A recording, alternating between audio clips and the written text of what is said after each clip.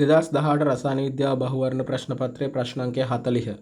Nitrogen චක්‍රය පිළිබඳ පහත් සඳහන් කුමන වගන්ති නිවැරදි වන්නේද කියලා අහනවා. වායුගෝලයේ ඇති N2 තිරවන්නේ වායුගෝලීය හා කාර්මික තිර කිරීමෙන් පමණි කියලා කියනවා. පමණි කියන එක තමයි අවුල තියෙන එක වැරදි. වැරදි. වායුගෝලීය සහ කාර්මික තිර කිරීමට අමතරව ජෛවීය තිර කිරීම කියලා එකක් සිද්ධ වෙනවා. බැක්ටීරියා ක්‍රියාකාරීත්වයෙන් විශේෂයෙන්ම රනිල ශාකවල මුලෙහි ජීවත් වන රයිසෝබියම් බැක්ටීරියා මගින් නයිට්‍රජන් තිර කිරීම සිද්ධ කරනවා. මේකට අපි කියන ජෛව තිර කිරීමක් කියලා. ඉතින් ඒ වැරදි. වායුගෝලීය තිර කිරීමේදී N2 ඔක්සි හරණය වේ කියලා කියනවා. N2 යන්නේ වායුගෝලීය තිර කිරීමේදී NO2- දක්වා. NO2- දක්වා. ඊතරම අකුණු ගැසීමෙන් තමයි මේ ක්‍රියාවලිය සිද්ධ වෙන්නේ.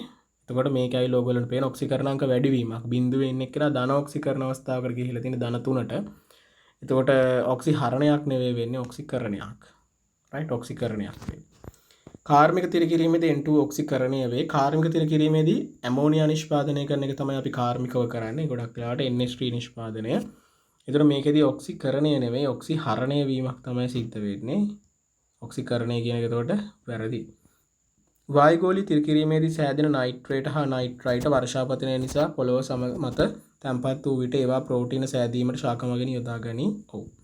වායුගෝලයේ තියෙන මෙන්න මේ නයිට්‍රයිට අයන සහ ඊළඟට නයිට්‍රේට අයන ජලයේ දිය වුණාම නයිට්‍රේට හැදෙන්නත් පුළුවන් ඔක්සිජන් මගින් ඔක්සිකරණය වෙලා. ඒතර මේ අයන වර්ෂාවත් එක්ක පොළොවට ඇවිල්ලා ශාක මගින් අවශෝෂණය කරගත්තම ප්‍රෝටීන හදන්න භාවිතා වෙන්න පුළුවන්. රයිට්. ඒතර මේව ඇවිල්ලා නයිට්‍රජන් තිර කිරීම එහෙම නැත්නම් නයිට්‍රිකාරී ක්‍රියාවලි. රයිට්. එතකොට D කියන්නේ හරි වගන්තියක්. ඒතර D විතර අපිට හරි වගන්තියකට හම්බුනේ. අනිත් ඒවා වැරදි කියලා ආවේ. උත්තරේ අංක 5.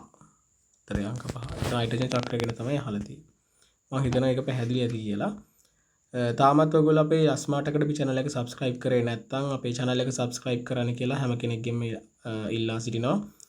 ඒ වගේම ඔයගොල්ලන්ගේ වීඩියෝස් යාළුවන්ටත් බලන්න share කරන්න පුළුවන්, comment කරන්න, like කරන්න පුළුවන්. දිගටම අපිත් එක්ක එකතු වෙලා ඉන්න කියලා ආරාධනා කරනවා. අපි බලමු ඊළඟ ප්‍රශ්නය.